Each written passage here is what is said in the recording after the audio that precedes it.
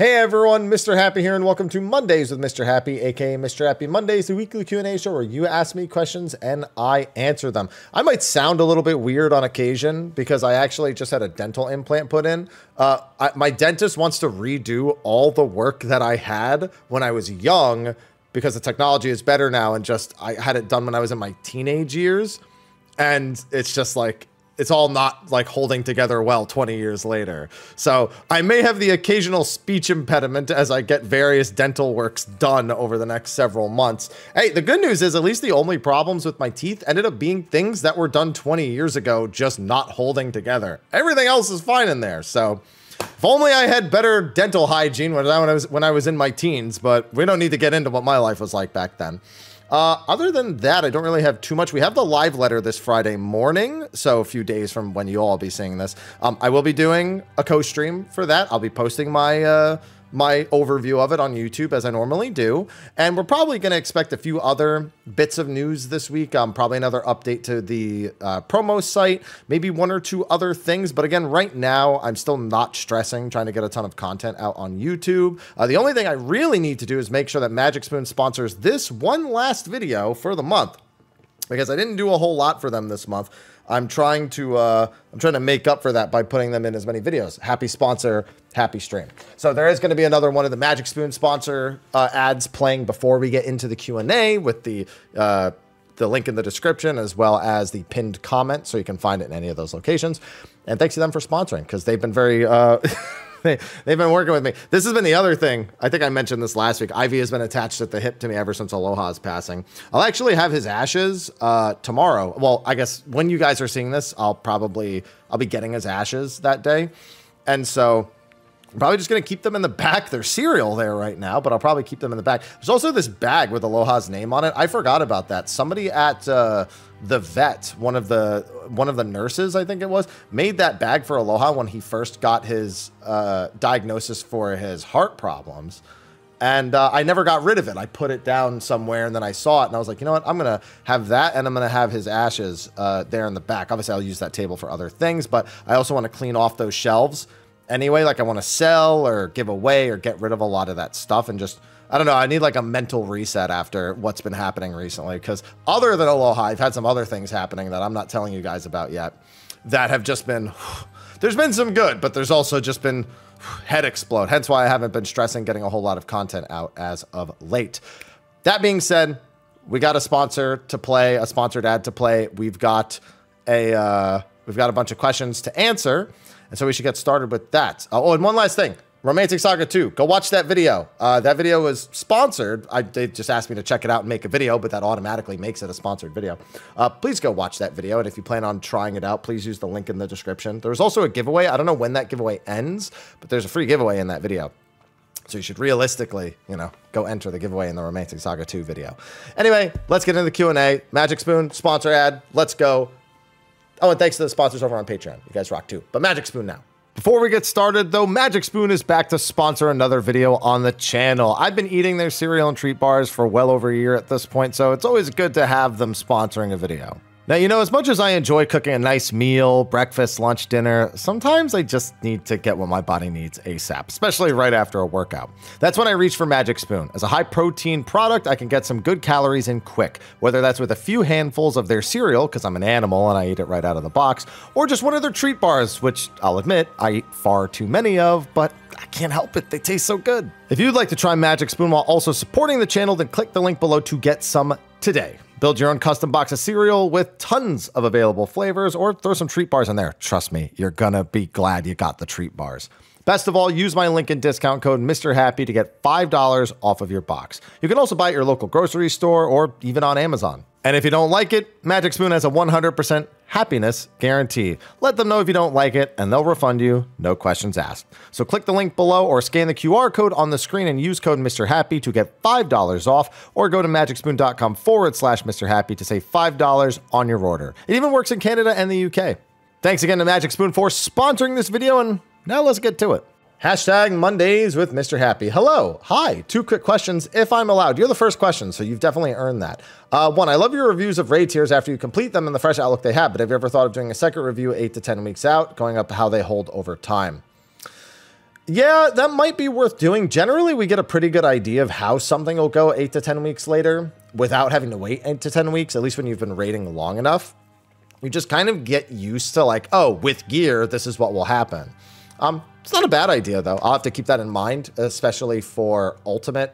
Well, I guess for Ultimate, it matters even less because, you know, we don't have new gear. But as new strats come out, as PF kind of fills up with certain ideas or strats and how the community is responding to it a month or two down the line, it's not the worst idea. I'll at least keep that in my back pocket as a potential future video. And two, I know you don't like the what do you think if questions, but I think you'll be okay with this. How long do you think the Coils and Alexander raids would be cleared if they were released today?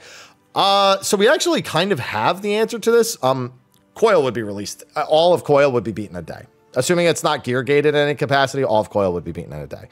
I don't remember how fast, but A4S, when it released in China, was beaten in full item level 190. So that's week 1 gear. They had a week 1 clear of it. The problem is I don't remember how many days that took. I think it took a day or 2. Now, keep in mind, there were players that were playing on global. They were VPNing from China onto the global servers. So it's not like they had never done it before and they just like figured it out from scratch. So it's a kind of a different story. But given that it's possible to have beaten it without gear gating, as long as the strategy was sound, assuming it's not gear gated, yeah, I mean, honestly, all of Gordius would have been cleared week 1 if not for gear gating. Like the sheer difficulty of beating A3 and then A4 with as little gear as possible, especially with the average skill level at the time, was a really, really big problem. So if there was no gear gating at all, and it was strictly mechanical, then it would have been beaten week 1 at the very least. Probably in 3 to 4 days if I had to guess, but that's just spitballing at this point. Hashtag Mondays with Mr. Happy. Bonjour, Haps. Hello, and an extra hello in case someone forgot. Hopefully they didn't. Thank you. I'm writing this question in reaction to your comment about the impact of crit RNG on ultimate DPS checks. Did I answer a question about that last week? Because I've answered that question a handful of times before. In my opinion, there are 2 decisions CS3 made that have painted them into a corner. I think I already know where this is going. Wait. Before I read it, let me guess. High potency values and... I can't guess the second one because that's honestly like, because that's what makes, and direct hit. That'll be my other guess. All right. Job update design being add more hard hitting buttons to your 2-minute window, increases crit variance, and makes the average damage output with a perfect rotation less and less predictable. Their philosophy of you can clear any content with any standard comp is directly at odds with the raised tax on Red Mage and Summoner and the ranged tax on, well, all of them. Is that the other thing?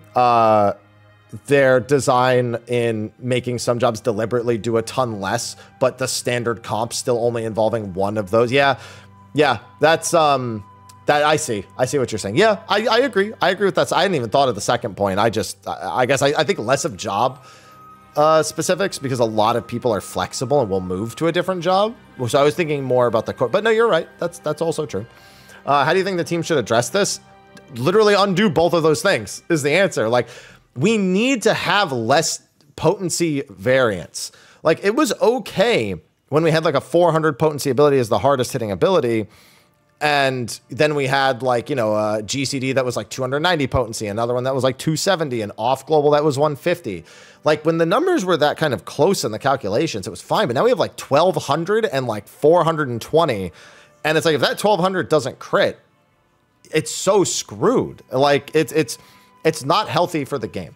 And as for the other thing, I've been saying they need to buckle down and figure out what to do with casters and fizz range, in my opinion, as well. Although fizz range not really as much a problem because there's less damage variance within the role, and that role is considered part of standard comps. That's factored in. So it really is the casters where it's the most variance is definitely determined, especially with the strength of Picto, and you know, even Black Mage, but more so just Picto.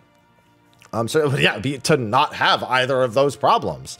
I don't even want more auto direct crits. Just, I don't want the potency numbers going so high.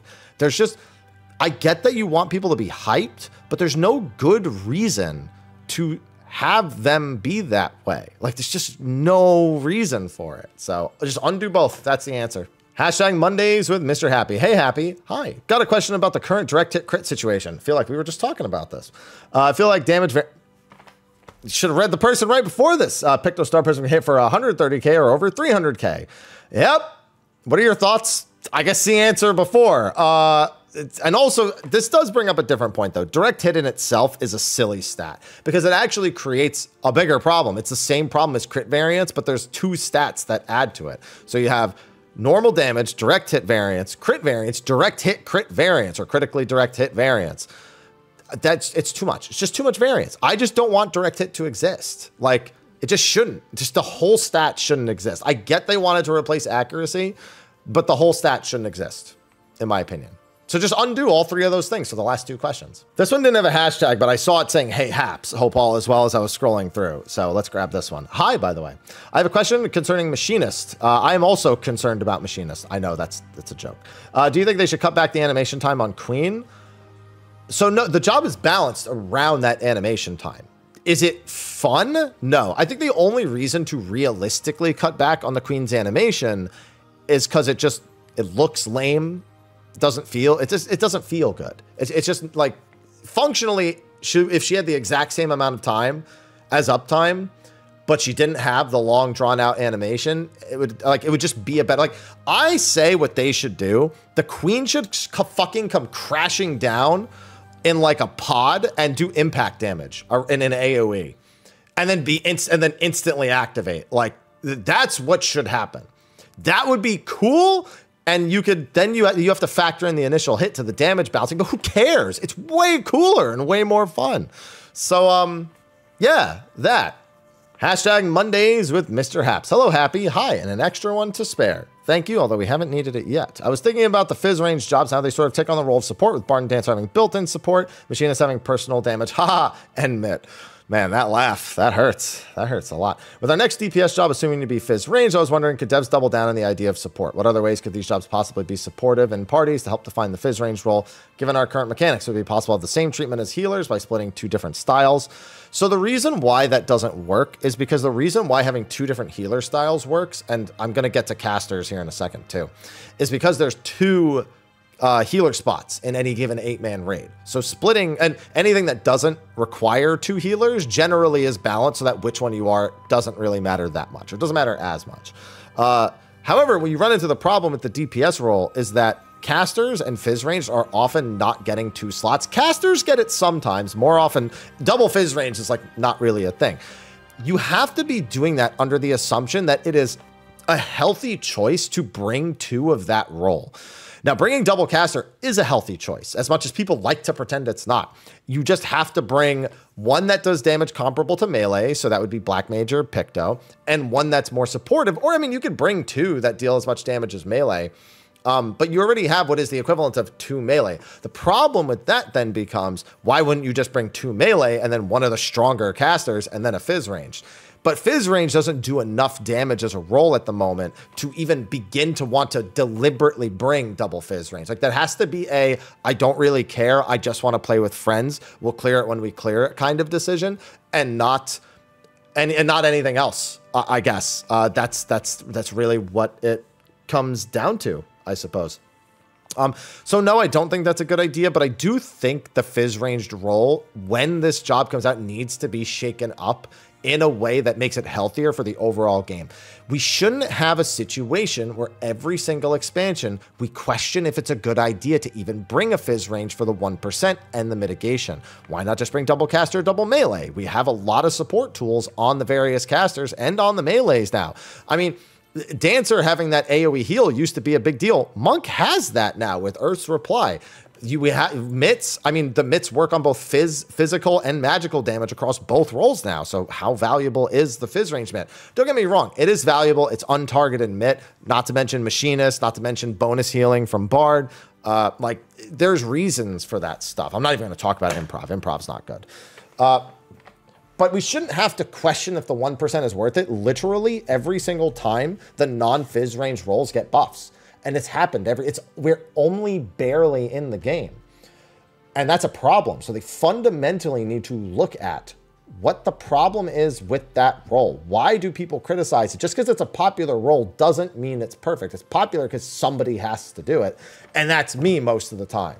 So that's the problem that I have with the idea of splitting it between more supporting and more DPS-y is because unless the damagey side is going to have something comparable to casters, which then you end up in the caster role problem that we're having right now. So even that doesn't work. You see what I mean? Like this is the problem and the concern with everything. Honestly, kind of a weird, not solution, but thing that would alleviate some of these issues as we've gotten more jobs, genuinely to move up to a 10-person raid size. I know people go like, oh, that's what WoW does. Like, genuinely speaking, we would have less exclusion issues with 10 people in the raid. Now you might argue, like, what do you think we're doing? Probably 2 tanks, 2 healers, 6 DPS, right? Like, yeah, that's most likely what it is. And honestly, even if you do that, you're probably going triple melee, double caster, 1 fizz ranged. Unless you shake up the way fizz ranged is. So we're screwed. We're screwed unless they change something. So I'm worried about that, but that has to come alongside a new job for the role, or heads are going to roll, particularly the fizz range heads, because we're going to hate ourselves to that degree. Hashtag Mondays with Mr. Happy. Hi, Happy. Hi. Just cleared Bonds of Friendship and Rebirth and obtained the Platinum. Nice. Congratulations. Curious to know what build strat you used when you cleared it. Bonds of Friendship is not the last one I did. The last one I did was the one against all the summons that ends with the clone of Sephiroth.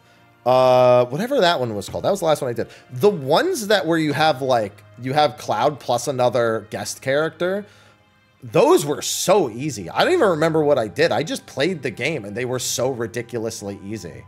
So I don't know. I don't even remember what build I used. I kind of just played standard the whole time, and whenever I could use Tifa, I did, but I couldn't use Tifa for that one. So, yeah, I honestly don't remember. It was probably just a pretty average build, but yeah, I mowed through everything except for the very last, like, big challenge with everyone. That was my platinum. Actually, that's not true. Finishing the final boss on hard mode, I believe, was my platinum. But, like, that was the thing that held me back until that point. Hashtag Mondays with Mr. Happy. Hello. Hi. How you doing? I'm doing all right. You doing all right? I'm doing all right. First, quick follow-up to my previous question about Fru. I've not run into damage problems as far as I'm aware of this tier. However, thanks to things like top, I'm under the impression Fru will require near mastery of your job. Near mastery is a bit much, but you do need to be able to perform very consistently within certain phases of top to ensure that the next phase goes well. Unfortunately, crit variance is a problem in top, or at least was. I think it's much less of an issue now. And Fru, we're wondering if it'll be a problem for, because DSR, it wasn't a problem. That's what's the crazy thing. DSR is what most of us imagine in terms of ultimate DPS checks. Yeah, if you screw up, have deaths, damage downs, you probably hit an enrage wall, especially as people are learning and getting comfortable. But you rarely need to do anything unless you're just trying to make a phase a little, like you want to pot, for example, in Double Dragons and then pot again in the final phase. Yeah, great. Do you need to pot phase 1? No. Potting phase 2, generally a good idea. 3, 4, and 5, but not really needed at all. So it's the execution heavy phases where people tend to lose damage to make sure they're doing everything correctly, or there's potential downtime involved. Those are really where you run into that. Top was just like, if your phase 1 was screwed, your phase 2 was screwed. And then your phase 3, like you literally just, it was like a cascading problem. So that would often result in wipes. But if you had a good first phase, then sometimes you would do too overwell in the other phases. Your timers would be all sorts of wonky. Like you'd want to hold off sometimes, especially on prog, to make sure you got your 2s back in the right spots.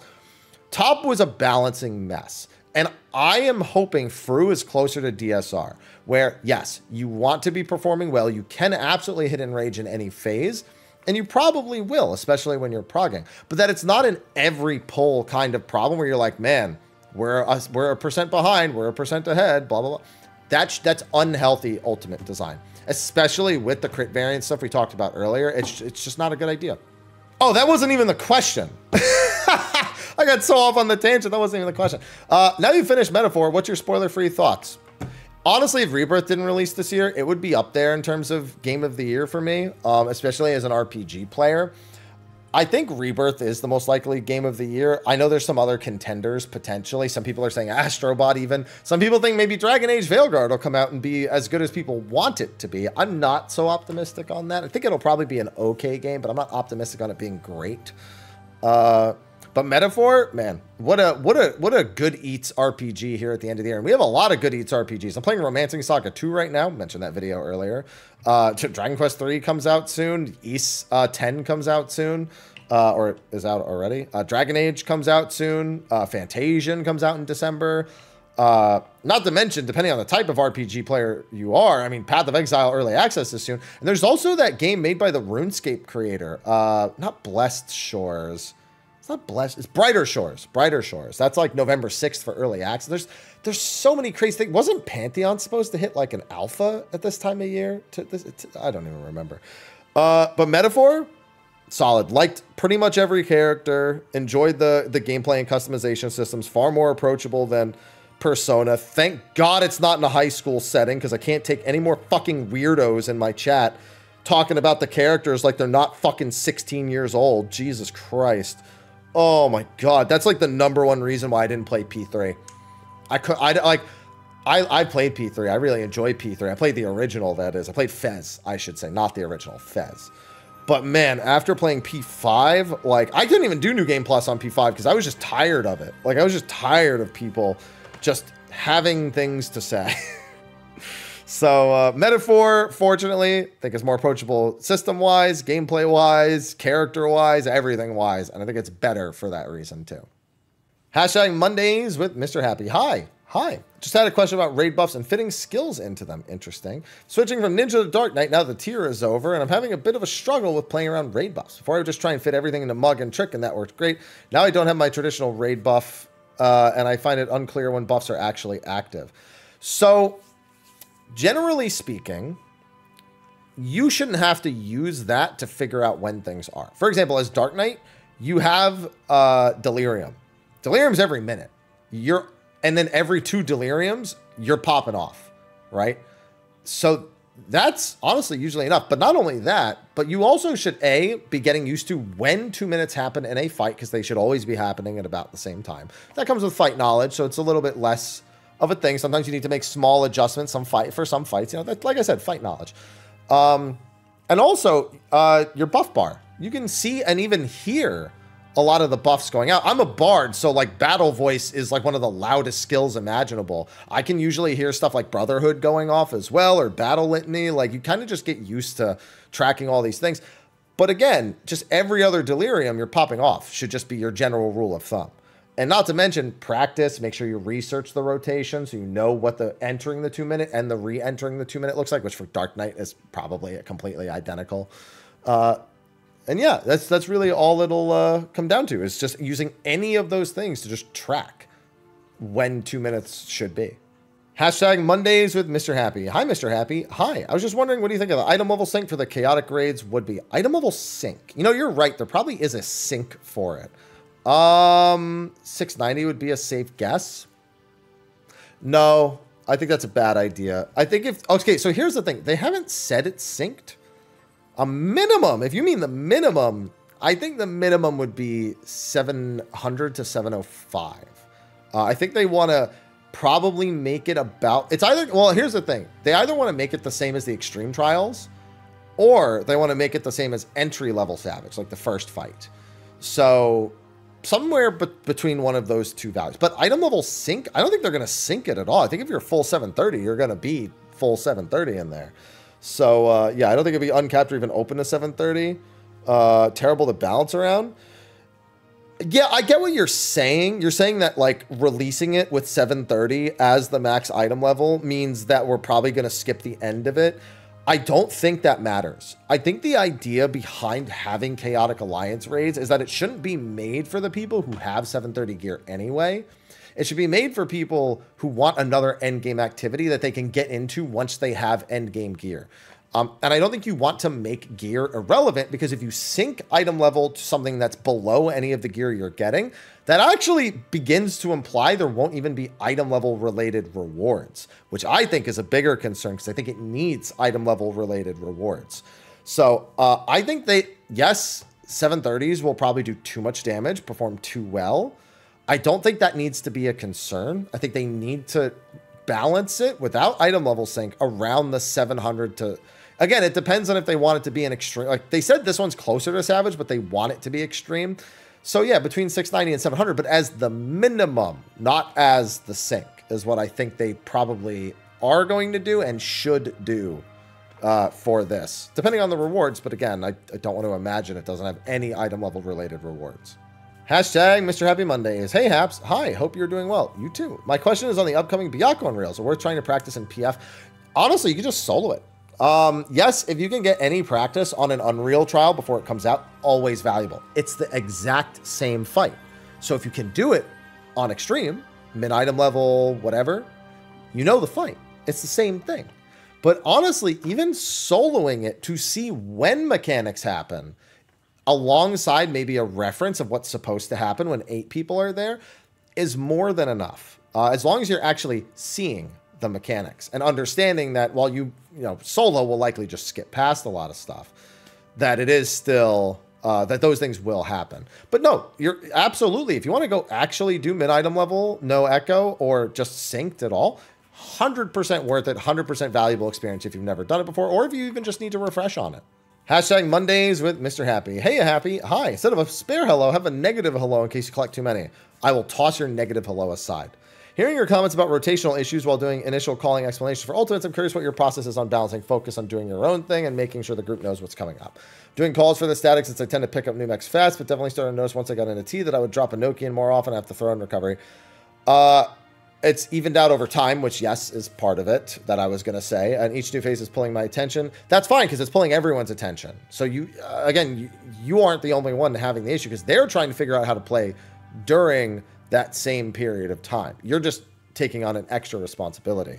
My group's still working through BJCC, but I've watched clear vids and read the strategies. Is there any advice on how to read your clone during Perfect Alexander? Just look at it. Just stare at it. Like, you need, if you get marked with something, you need to know what that thing does. Or if your clone like explodes or something, you need to know what that is. And if it doesn't, then you need to know where to go to. It's literally just a process of elimination of what happens to your clone determines all of your actions for the rest of it. Who you're if you're tethered to somebody, if you have a marker over your head, all those things are kind of automatic. Now, going back to the first bit, it is just a matter of practice. The more you do it, the more fights you do it for, the more comfortable you get, the easier that progress becomes. That's it. You can't be good at something you've never done before, whether that's doing both of these at the same time at all, or getting to a phase you've never beaten, even if you're comfortable doing callouts. I also recommend making your callouts as quick as possible, unless you absolutely are sure that people need extra communication for something. Like, you should be able to say, like, out then in. You shouldn't have to say, okay, make sure you get away from the boss, and then go in, go in, go in. You shouldn't have to do all that talking. It should be like a quick 1-2 that needs to be paid attention to. And the best way I mentally could describe it is get used to saying to yourself out loud what you need to do. And the only difference that ends up happening a lot of the time is telling everyone else, basically pressing push to talk.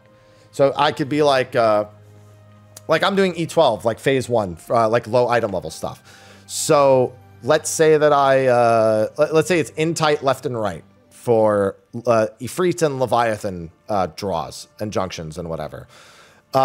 If I would say to myself, okay, in tight left and right, group 1 west. Like, let's just say I would tell myself that, right?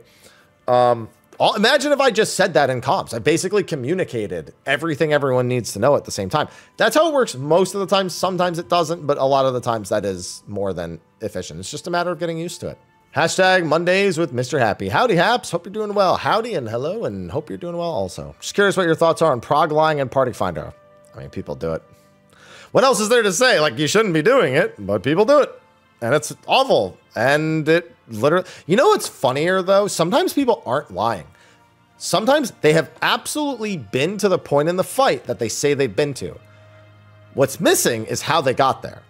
Like, for example, let's say you made it to the last mechanic in a fight, but you died 3 or 4 times in that same pull. You are not progging the final mechanic. You are progging wherever you died the first 1 or 2 times. But people will like get dragged to a mechanic and then say that's what they're progging. That's the thing. That's like lying while telling the truth at the same time. Like, if you ask them, like, oh, you've been to that point in the fight, you're progging, like, yeah, I've been to that point in the fight. Side eye. So it's hard to know which is which, but either way, what else is there to say other than it shouldn't happen, but it does, and you just kind of wade through the bullshit. Hashtag Mondays with Mr. Happy. Hello, hi, and an extra hello. Hey, I got quite a few extra hellos. Just for the questioners who may have forgotten. Normally I do some sort of cute spin on the hashtag, but I'll forego it this time to say I'm sorry for your loss of a beloved family member. Thank you. Aloha. Ivy is, speaking of which, Ivy's zooming. What are you zooming for? Hey, don't yell at me. Hey. Wow. Don't yell at me. Hey, come up here. Come on. There we go. She's yelling at me. I know it's not a question, but I think I have a definitive answer to the Chocobo. Oh, okay. Well, if it's not a question, that kind of makes this weird. Give us all the Chocobo skills on a Gambit system. The problem, like, yeah, sort of, but that only resolves, like, one issue, realistically. You got to remember, the game doesn't have... okay, let's factor in a few things. One, the game does not have a means for us to tell NPCs at all to do a specific thing at a specific time. There's a lot of systems that have to be built to do that at all. The closest we have is squadrons telling them to go forward, come back. That's like it, or to use their limit break. This is a lot of work for something we can't do already, number one. And number two, it's a lot of work for what is quite frankly a useless feature. I'm not saying the chocobos in the overworld are not useful. I'm saying the proposition value of doing UI work, AI work, program work, all of that pipeline to tell our overworld chocobos what to do more specifically is not in any way worth the developer's time and the QA time and everything that needs to go into it. Could they do it with spare time with one of the junior teams at one point? Sure. But it is not so simple as just do that. That is a lot of work for a not very important feature of the game. That's the key problem. Hashtag Mr. Happy Mondays. Hello. Hi. Quick question. Would there be a reason Square wouldn't add trust to deep dungeons? Been trying to get an alt to floor 15 Palace of Dead, but it's almost impossible to find a party to do it. Just wondering if there's a reason other than they haven't gotten to it yet. Programming trusts to do everything a deep dungeon needs to be able to do, much like to the previous question, is a ton of work. You got to remember that the dungeons that they are designed for are dungeons on an entirely different amount of type of base code. So they've never used that kind of code with whatever code is in Deep Dungeon, number one. Number two, the way that Deep Dungeons work and progress is entirely different. The way the monsters interact with the player is entirely different. They also have to then design them to accurately do every boss fight, know how to handle every single trash pull, know how to actually pull mobs. There's way too many problems for them to ever consider. Now, it is worth mentioning, you can solo Deep Dungeon 1 to 50. With no light, it's terrible, but in reality, if you really want to make progress and you can't find groups, then that is going to be one of your answers. The other is to make a party finder and be like, please help Palace 1 to 50, need for unlock, or like something like that in the party finder. Because A, there's bound to be a bunch of other people running into the same problems, and B, you might just get people who want to help. So you'll probably never see this, what you're asking for. So I would look at the other solutions that are at least available to you now. I'm not saying you were going to wait, but like those are what realistically will probably be the case pretty much forever. Another non-hashtagged question. Hello, Happy and crew. Hello. Hope you're having a productive week. It was all right. Do you have an idea of when they will open up Ether for homeworld transfer? Been trying to transfer there from Crystal for months, but every single server is congested.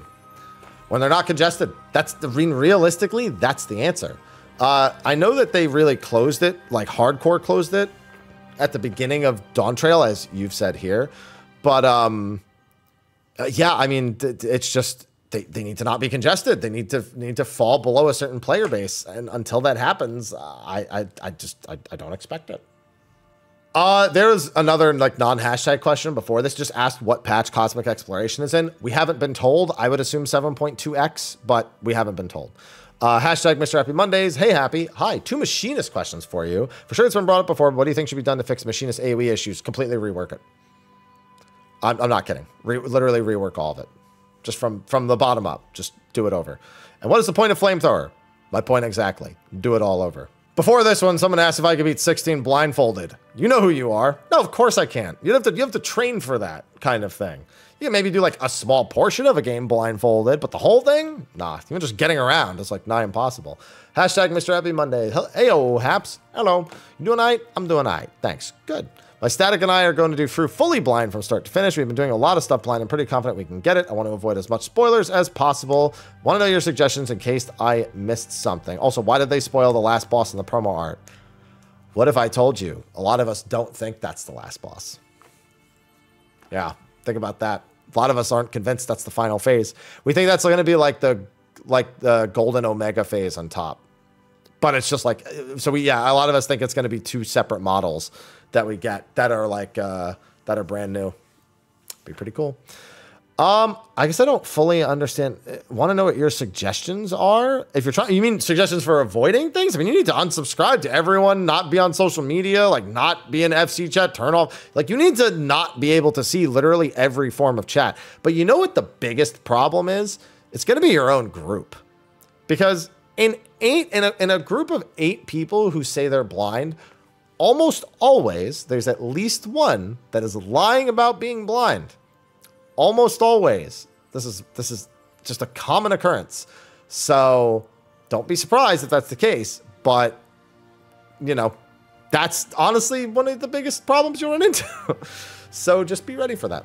Hashtag Mondays with Mr. Happy. Hello, Haps. Hi. Ni hao. Oh, I can't say all that. I could do Buongiorno and Jumbo, you know, probably. Buongiorno, bonjour, yes. Hope I can catch you before you record the video. You did. Normally I record it on Sundays, so you asked on Saturday. How big of a difference is BIS? In this case, having 730 raid versus 730 tome. Minuscule. The big thing is the substats in that case. The actual, like, power of each individual piece is pretty much almost equal. The difference is what substats it has and how those affect the job that you're playing. Most of the time, people go to 730 full tome and they don't really care. If they're not doing ultimate, they're not doing like hardcore content, it's irrelevant, right?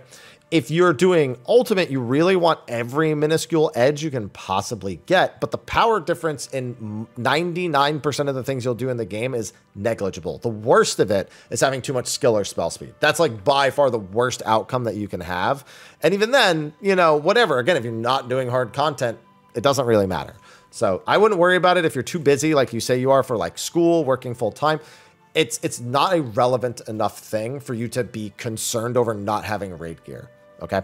So hopefully that is an adequate answer. And that was actually the final question in the video. Unless I missed one that wasn't hashtagged somewhere down the line, I believe I have them all. So thanks for watching this week's episode. Thank you to Magic Spoon for sponsoring. Thank you to the sponsors over on Patreon for supporting, which we've had a few more. Remember, all my content is available for free. There's nothing locked behind the Patreon, but I'm never going to say no to people who want to support the channel in any means necessary. So thank you.